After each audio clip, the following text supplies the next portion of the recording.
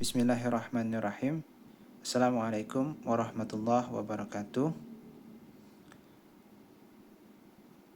Wassalatu wassalamu ala ashrafil anbiya'i wal mursalin Sayyidina wa habibina wa syafi'ina wa maulana Muhammad, amma ba'd. Balik lagi bersama saya Muhammad Koi Afilah dari Universitas Tazkiyah Bogor. Pada video kali ini saya akan coba memaparkan dan kita akan coba juga bareng-bareng belajar tentang studi kasus kepemimpinan calon A dan calon B dalam organisasi mahasiswa.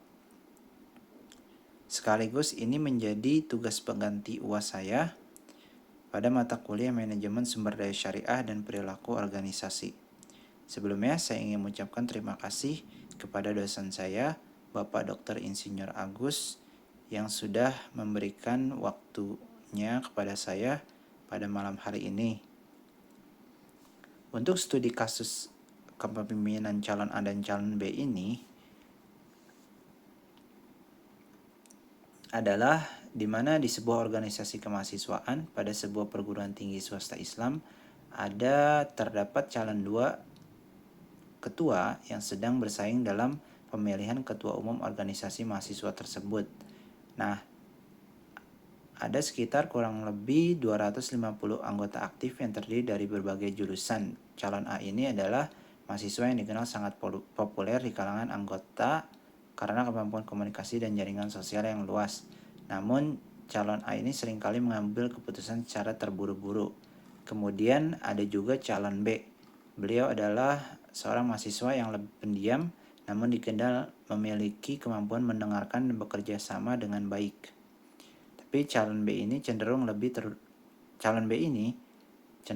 terbuka terhadap kritik dan berusaha untuk melibatkan semua anggota dalam diskusi. Untuk calon A ini dengan pendekatan analisisnya adalah calon A ini transaksional. Dalam karakternya, calon A ini menunjukkan gaya kepemimpinan transaksional dengan fokus pada otoritas pribadi dan pengambilan keputusan cepat. Ia memiliki kemampuan komunikasi yang luas, tetapi cenderung terburu-buru dan kurang melibatkan anggota. Di sisi lain, calon B ini memiliki gaya kepemimpinan transformasional dengan fokus pada kolaborasi, mendengarkan, dan melibatkan anggota. Ia terbuka terhadap kritik, tetapi mungkin kurang tegas dan berisiko kehilangan arah yang jelas. Pada teori kepemimpinan situasional, calon A ini mendekati pada pendekatan otoriter. Kemudian calon B ini mempunyai kepemimpinan pendekatan partisipatif. Untuk pendekatan otoriter, calon A ini lebih cenderung pada pendekatan direktif, autokratik yang bisa efektif dalam situasi yang mendesak atau krisis di mana keputusan cepat dan tindakan tegas dibutuhkan. Sedangkan calon B ini lebih mendekati pendekatan partisipatif atau pendekatan demokratis. Ini sangat efektif jika anggota tim sudah memiliki kemampuan dan inisiatif yang cukup. Pada teori kepemimpinan para nabi dan rasul atau biasa disebut dengan prophetic leadership, kepemimpinan para nabi menekankan pada karakter moral yang tinggi, kebijaksanaan, keberanian dalam kebenaran, dan empati terhadap orang lain. Kepemimpinan ini berfokus pada pengaruh positif, pemberdayaan, dan membawa perubahan yang adil. Kemudian dari kepemimpinan calon A dan calon B ini, mana yang lebih efektif dalam jangka panjang? Dalam konteks organisasi kemahasiswaan yang sering melibatkan beragam pendapat, perubahan sosial, dan dinamika kelompok yang kompleks, calon B cenderung lebih efektif dalam jangka panjang. Beberapa alasan mengapa calon B lebih efektif adalah secara keseluruhan, calon B lebih efektif dalam jangka panjang karena membangun dasar kepemimpinan yang inklusif dan kolaboratif yang lebih cocok dengan tujuan dan dinamika organisasi kemahasiswaan. Untuk gaya kepemimpinan calon A ini cenderung lebih mengarah pada gaya kepemimpinan otoriter. Meskipun terdapat beberapa aspek yang mungkin mengarah ke elemen-elemen kepemimpinan transformasional dalam konteks tertentu.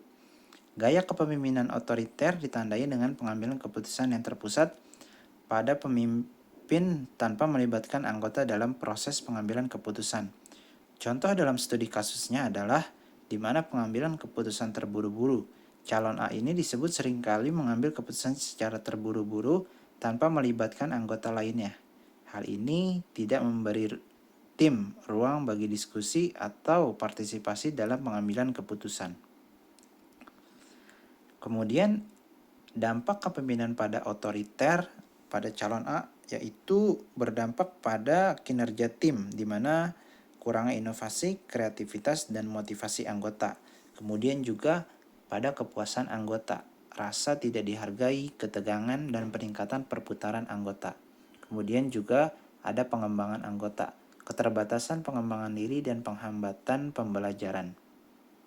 Kemudian ini ada beberapa cara mengurangi dampak negatif kepemimpinan otoriter.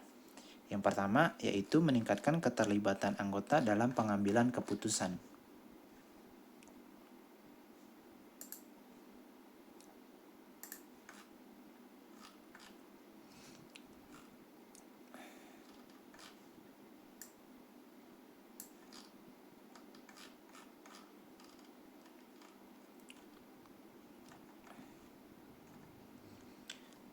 Yang kedua, memberikan otonomi dan tanggung jawab kepada anggota. Yang ketiga, memberikan umpan balik yang konstruktif dan positif. Dan yang keempat, mengurangi pengambilan keputusan yang terburu-buru. Untuk solusi calon A, yaitu yang pertama adalah kemudian kita coba mencari solusi bagaimana calon A ini bisa memaksimalkan gaya kepemimpinannya, yaitu dengan cara membangun hubungan yang lebih kuat dengan anggota. Misalkan calon A ini perlu lebih banyak mendengarkan umpan balik dan pandangan anggota, serta memberikan apresiasi terhadap kontribusi mereka. Ini akan memperkuat rasa memiliki dan meningkatkan kepuasan anggota. Kemudian juga si calon A ini bisa memberikan ruang bagi anggota untuk berkembang. Misalnya memberikan ruang anggota bagi calon A ini bisa membantu anggota tim untuk mengembangkan kemampuan mereka dengan memberikan tantangan baru, kesempatan untuk memimpin proyek, dan mendukung mereka dalam mengatasi masalah. Kemudian, calon A ini juga bisa memberikan ruang bagi anggota untuk mengambil inisiatif. Misalnya, calon A dapat mempercayakan beberapa keputusan kepada anggota yang sudah terlatih dan memiliki kemampuan, memberikan mereka tanggung jawab lebih besar dalam proses tersebut. Kemudian juga yang terakhir, si calon A ini perlu belajar bagaimana menjadi tegas dalam menyampaikan keputusan tanpa terkesan mengontrol atau mendikte. Ini bisa dicapai dengan meningkatkan kemampuan komunikasi asertif. Kemudian kita akan coba mengevaluasi kepemimpinan calon B. Nah, calon B ini cenderung lebih pendiam, mendengarkan dengan baik, dan lebih kolaboratif dalam pendekatannya. Memiliki karakteristik kepemimpinan yang sangat berbeda dibandingkan dengan calon A. Gaya kepemimpinan calon B ini bisa sangat efektif dalam banyak situasi, terutama yang membutuhkan kerjasama tim, komunikasi terbuka, dan pengembangan individu. Namun, ada beberapa tantangan yang mungkin dihadapi oleh calon B dalam memimpin organisasi ini. Nah, berikut adalah evaluasi lebih mendalam terkait gaya kepemimpinan calon B dalam konteks organisasi kemahasiswaan serta tantangan dan solusi untuk mengatasinya. Di sini ada tantangan kepemimpinan yang dihadapi oleh calon B, misalnya adalah kekurangan ketegasan dan keterampilan menghadapi konflik. Jadi ketika calon B ini terlalu fokus pada kompromi atau menghindari konfrontasi, beberapa keputusan penting mungkin tidak diambil secara tegas yang dapat menyebabkan ketidakpastian dalam tim. Dan si calon B ini juga kurangnya percayaan diri dalam pengambilan keputusan. Misalnya jika calon B terus-menerus menunda keputusan karena mencari pendapat atau masukan lebih lanjut, ini dapat menyebabkan keputusan yang terlambat atau bahkan ketidaktegasan dalam pengelolaan organisasi. Kemudian calon B ini juga terlalu bergantung pada konsensus, di mana calon B ini berfokus pada pencapaian kesepakatan di antara semua pihak. Proses pengambilan keputusan bisa sangat lambat dan menyita waktu. Kemudian ada juga kesulitan dalam menjaga arah organisasi. Jadi gaya kepemimpinan calon B ini yang lebih terbuka dan kolaboratif, ada kemungkinan bahwa terlalu banyak pandangan dan pendapat yang dapat menyebabkan kebingungannya visi atau arah organisasi. Kemudian juga ada hubungan kepemimpinan dengan motivasi anggota, yaitu yang pertama ada teori hierarki kebutuhan Maslow, di mana teori Maslow ini mengemukakan bahwa kebutuhan manusia dapat diurutkan dalam 5 tingkatan. Yang pertama, fisiologis, kebutuhan keselamatan, kebutuhan sosial atau afeksi dan kasih sayang, kemudian kebutuhan peragaan dan kebutuhan aktualisasi diri. Yang kedua ada teori X dan Y oleh Douglas McGregor. Teori X dan Y ini mengklasifikasikan dua pandangan dasar mengenai sikap pemimpin terhadap anggota. Teori X ini mengasumsikan bahwa pekerja malas tidak suka bekerja dan harus dikendalikan secara ketat. Sedangkan teori Y mengasumsikan bahwa pekerja memiliki potensi untuk bertanggung jawab, mandiri, dan termotivasi intrinsik. Kemudian yang terakhir ada teori dua aktor Herzberg. Herzberg ini mengidentifikasi dua faktor utama yang mempengaruhi kepuasan kerja, faktor motivator yang berkaitan dengan pekerjaan itu sendiri, seperti pencapaian, pengakuan, dan perkembangan pribadi, dan faktor hygiene yang terkait dengan kondisi kerja seperti gaji, kebijakan organisasi, dan hubungan antar pribadi. Untuk teori hierarki kebutuhan Maslow itu sendiri, pada kepemimpinan otoriter calon A ini, pemimpin otoriter cenderung lebih menekankan kontrol dan pengambilan keputusan yang sepihak, yang bisa mempengaruhi motivasi anggota secara negatif. Dampak terhadap motivasinya adalah kepemimpinan otoriter ini seringkali lebih mempengaruhi kebutuhan fisiologis dan keselamatan. Untuk keterbatasannya adalah di mana anggota yang merasa tidak dihargai dan kurang diberi kesempatan untuk berkontribusi. Untuk kepemimpinan kolaboratif calon B ini, pemimpin kolaboratif di sisi lain lebih memperhatikan kebutuhan sosial dan penghargaan anggota dengan mengajak mereka terlibat dalam pengambilan keputusan dan mendengarkan ide-ide mereka. Dampak terhadap motivasinya adalah dengan memenuhi kebutuhan sosial, rasa diterima dalam kelompok, dan kebutuhan penghargaan. Kemudian mungkin untuk di sisi lain untuk kekurangannya, di mana calon kepemimpinan kolaboratif calon B ini terlalu banyak kompromi dan kurang ketegasan dalam mengambil keputusan yang bisa menghambat organisasi bergerak maju dengan jelas. Kemudian ada teori X dan Y oleh Douglas McGregor. Untuk kepemimpinan otoriter teori X, pemimpin yang menganut teori X seringkali memiliki pandangan yang lebih negatif terhadap anggota dan menganggap mereka perlu diarahkan. Dampak terhadap motivasinya adalah di mana anggota yang bekerja di bawah pemimpin dengan pendekatan teori X mungkin merasa tertekan dan tidak diberdayakan. Untuk komitmen yang rendah, ketika anggota merasa bahwa mereka hanya diperlakukan sebagai alat untuk mencapai tujuan organisasi. Sedangkan kepemimpinan kolaboratif teori Y, pemimpin kolaboratif cenderung memberikan kebebasan dan kepercayaan kepada anggota untuk berkontribusi dalam pengambilan keputusan dan mengelola pekerjaan mereka sendiri.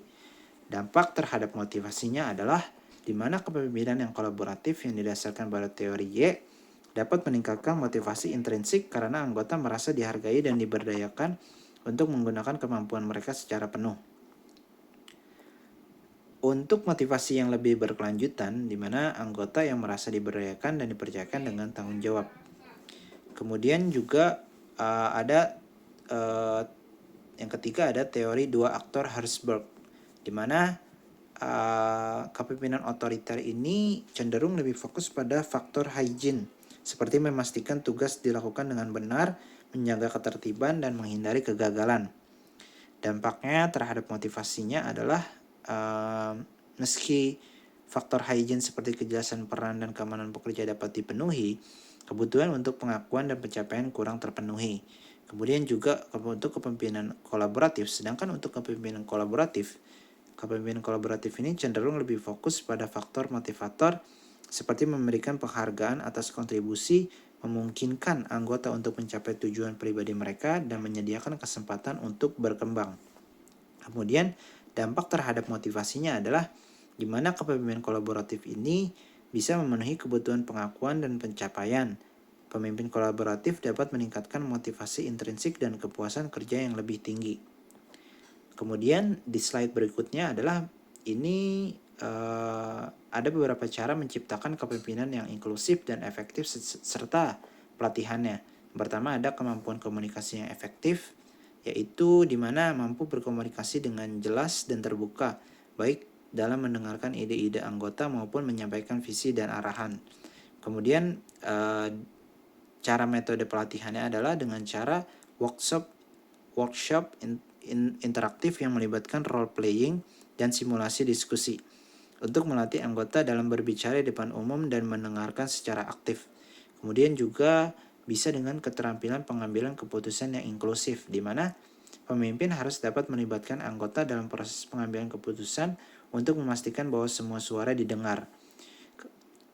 Metode pelatihan yang bisa digunakan adalah dengan cara latihan simulasi pengambilan keputusan yang melibatkan berbagai sudut pandang.